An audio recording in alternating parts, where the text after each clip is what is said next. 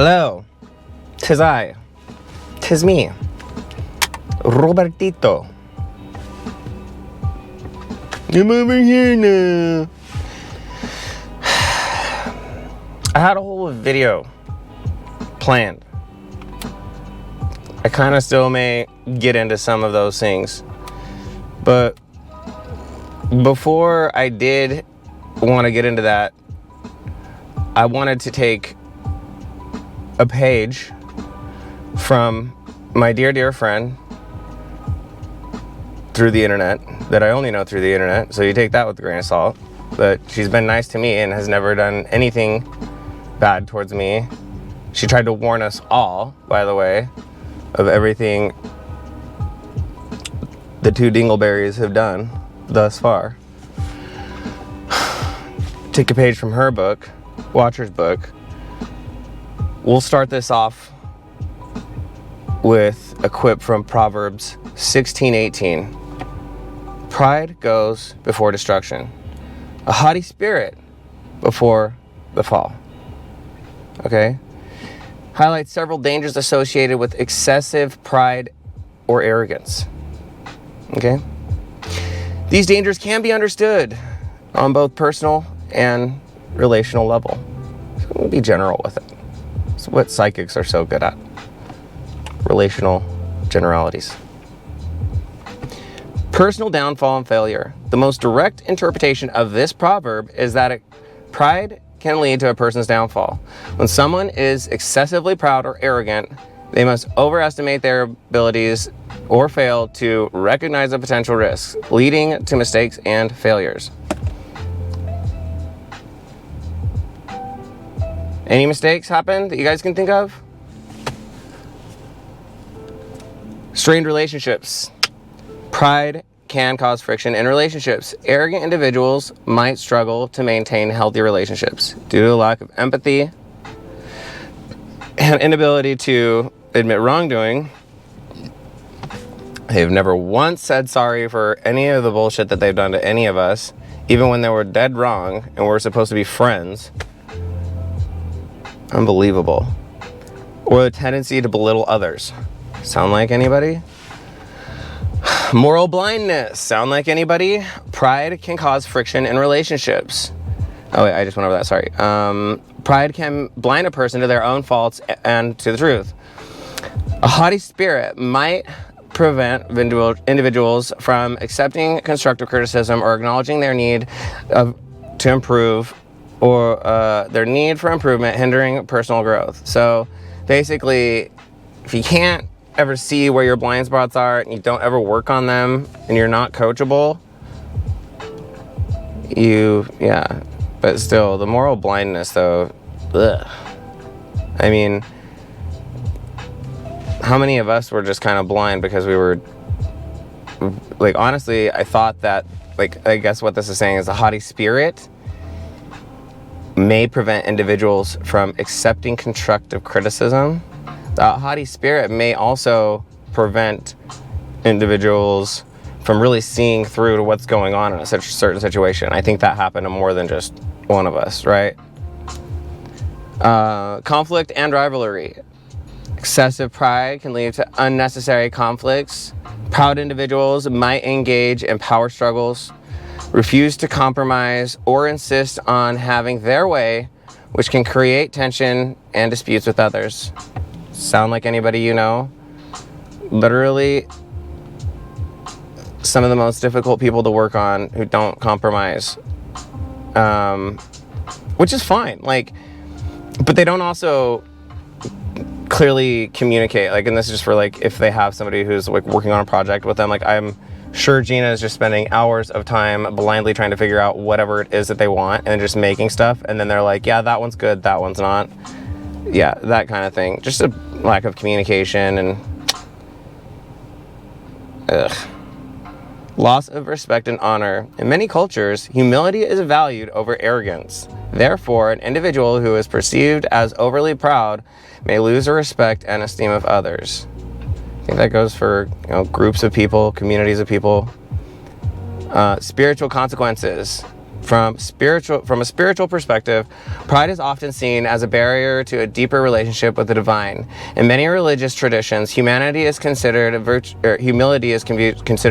which, while pride is viewed as a vice that distances individuals from spiritual growth and understanding. So basically, when you're too proud, you're going to be separate from God, right? You're not going to be as blessed because God doesn't like pride.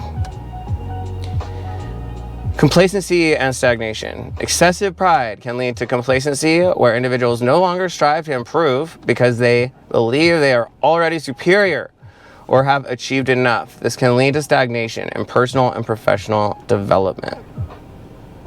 In summary, Proverbs 16:18 warns of the multifaceted dangers of pride, including personal failure, damaged relationships, moral and spiritual deficiencies, and hindrance of growth and progress. So there you have it, straight from the Bible, people.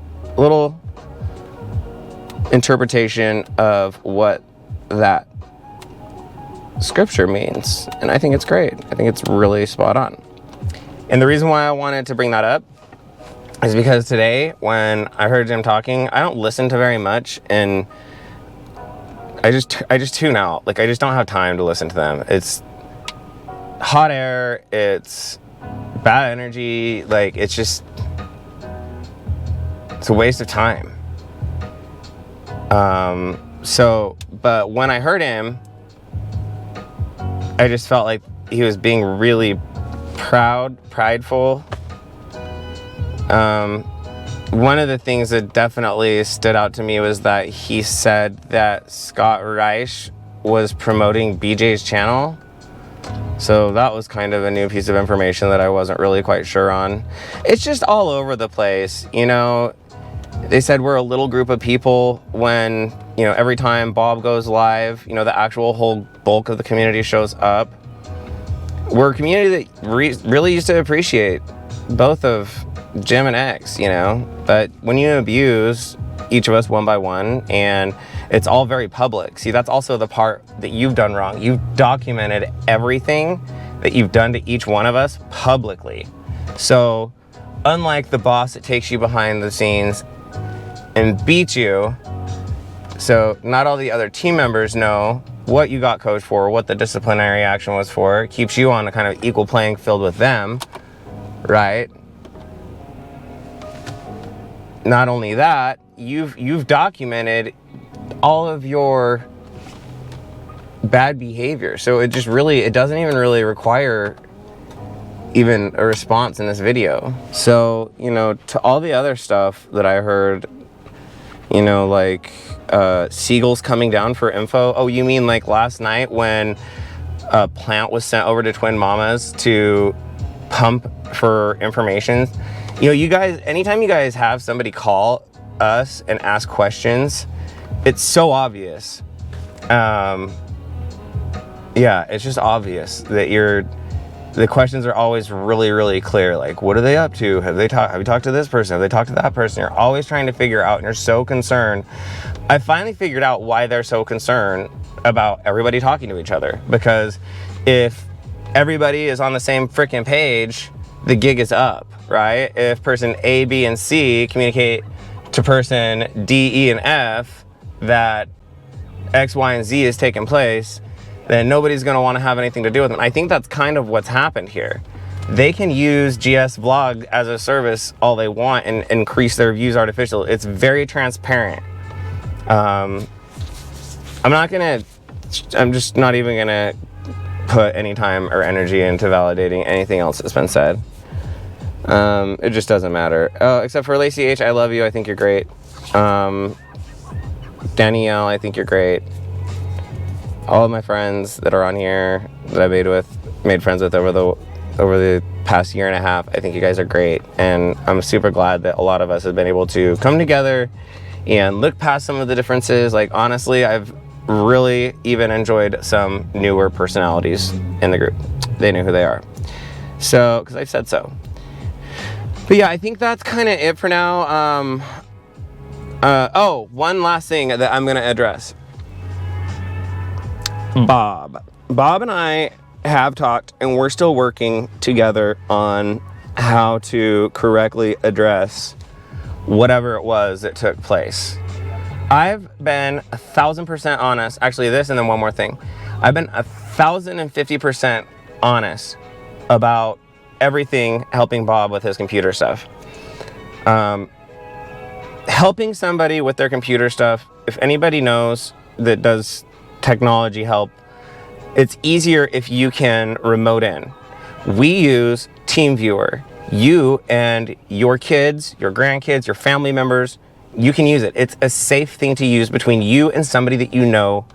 Typically over the phone, verbally is the only way I'll do it, when we're both on the phone and the person and I are able to like talk and look at the same thing, because it's just necessary. I'm not able to be there physically, okay? And I mean, for me to sometimes figure out where we need to be, I gotta click around on a few things, or I gotta look at, it's just helpful. So that's how the whole I'm helping Bob and I'm in Bob's computer thing began. Now, in order for me to help Bob, he has to fire up TeamViewer. He has to provide two pieces of information that change. He has to provide the first one, which is like a person, like an person ID. It's like your ID is, and then below it gives you a key, and both of them change. And he has it, and we've set it up. We've double checked it. I don't go onto people's computers without them there, first and foremost. Second of all, I don't use TeamViewer in an official capacity. I've helped friends in the past use TeamViewer when they're in a pinch. Bob has been one of those people. So I just want to get that out there. I just think it's really unfair that the way that, well, actually, since we've had time away, right, I've learned that's how they operate. They twist the narrative to be something that it's not. It's a story now of this. Oh, Robby was... No, you know what I think the real story is? I think you two manipulated Bob enough to get access to his Facebook accounts, multiple accounts that he may or may not been aware that he had fully set up, because it was a little bit confusing. And I will be honest, some of these websites, when you set up with your first email, sometimes you'll end up setting it with your second email. Honestly, I gave Bob a complete fair shake on the whole thing until I got called after. Guess who he was on the phone with all day? He was on the phone with Jim, X, and Inky was there on the phone, but she wasn't the person who was problematic. It was Jim and X, and somebody else was trying to bring up this whole thing about Bob messaging somebody on Facebook. And then I guess Bob accused me of stealing something or doing something, which Bob knows I did not do any of that. I've never gone on his Facebook and messaged anybody. I don't care. I just don't care. Why? That doesn't even make sense. Jim, by the way, is a PI who's known to grift onto these PI cases, these national cases that are true crime cases, especially during the pandemic, it looks like, and literally prey on people's bleeding hearts to find their loved ones, to charge them the absolute most amount of money that he possibly can for crab leg day or whatever else he does, right? And not even leave the state, not even leave the comfort of his couch. Oh, I made a few calls. I would be so pissed to find out that I paid over $100 and the guy didn't get off his couch. He made a few calls and he came up with some information. He made the case worse. He tampered with information. He tampered with suspects, tampered with evidence by tampering with suspects and their testimonies, whatever. Like, the list goes on and on. He's made things worse, if anything. He's aggravated law enforcement, I mean, the list goes on and on. He calls people at their jobs to harass his friends. So his friend, Bob, his friend goes to Vegas and he calls to harass Bob. And the poor people at the front desk just have to be harassed. I mean, just listen to all the prank calls, which are just dumb. It's like he's so disconnected from actually what's cool and what's modern and stuff. That's where I brought a lot of value. So just remember that every time you see, imitation is flattery, so that's fine. I'll take all the imitation, all the idea thieving, I'm glad we're separated because at least we're not getting any more ideas stolen. And since I accidentally said ideals there, it's too bad none of my ideals and treating your friends right and being honorable to people that have helped you, all they do is slander their friends. I was a little bit manic the day that I went over to Google with Inky. She can attest to that. And I mean, I'm sure she probably said, yeah, Robby was a little bit emotional, because I felt like what was happening was unfair. And I was a little bit manic that day. You know, people have emotional issues, whatever. I'm dealing with my issues overall. But that being said, it doesn't need to be a slanderous thing. Like, I'm one of the 2 people who actually went on site to try to help get your channel back, which is banned. It's banned. You're not coming back on YouTube. Sorry. And when you show up on other people's channels, it's breaking the rules. And, you know, have fun breaking the rules. So anyways, I just don't care. But obviously I had to put out this response because I felt it was necessary after hearing just a couple seconds of just hot air. Just, so arrogant. It's incredible. Unbelievable. I have never seen such a... I mean, it's down to like a handful. Guys, it's down to like a baker's dozen at this point of like real ones. And I heard somebody else commenting, like, you know, they were going over the list of people that were still on board that were like, oh, we really like that person. Oh, we really like that person. Oh, that person's a really good person. Like, for me personally, it's Gina. And I get that not everybody likes Gina. I like Gina, okay? I don't know why Gina is not able to discern what's going on here, because, I mean, it's like when somebody shows you who they are, believe them. It's not an act. They don't care about you. They're not your friends. They wouldn't give 2 shits about you if you died today. They'd actually make content out of it on the show and make fun of you. And I don't think that's cool. After I realized that that's really what the deal was, I didn't want to have any part of it. That's really how simple it was for me to leave. I didn't, you know, and I didn't mind and also after I'd done a ton of work, multiple batches of R&D and different work happened in order to provide for them the OTT platform, right? Which, keep in mind, we streamed it on my site first, and once they realized what a great idea that is, it wasn't that my shit doesn't work, it works. I can stream on it right now. In fact, since there's more community that's more behind and more interested in what I'm doing, I will make another video showing that website's capabilities and some of the features. And then after I get more user participation, I'll invite some of my favorite people that love receipt collecting to try some of our new receipt taking features. Also, think about it this way. If I want to make this passion project a thing, for the people that are watching this that are like, oh, you can't be friends with this person, or oh, you can't trust that person. If you guys don't think by now, like, if I haven't been through it enough, I've been on the internet since, you know, MySpace 1.0 with over like 30,000 profile hits, like in my first, like, I don't know, 6 months online. Like, I blew up on MySpace. Like, anyways, and then to have that carry over to a pretty hefty following on Facebook, which I don't use. Like, these are like I don't want to say that, but they're like throwaway platform. I just don't care about social media. That's why it blew me away when they're like, oh, you're messaging, I don't even know which Candace it is.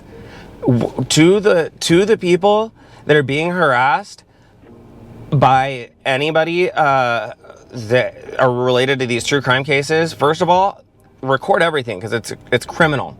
Okay, record everything. Second of all, if you have money and you have free time, hire a private investigator. Third of all, if you don't have money and you still have free time, go to your state's website and find free legal resources, or go to Google and type in free legal counsel and then your state name, state, county you're in, and then state. You'll come up with a list, right, of like different resources. If you can't figure it out, hit me up. I'll show you what to do.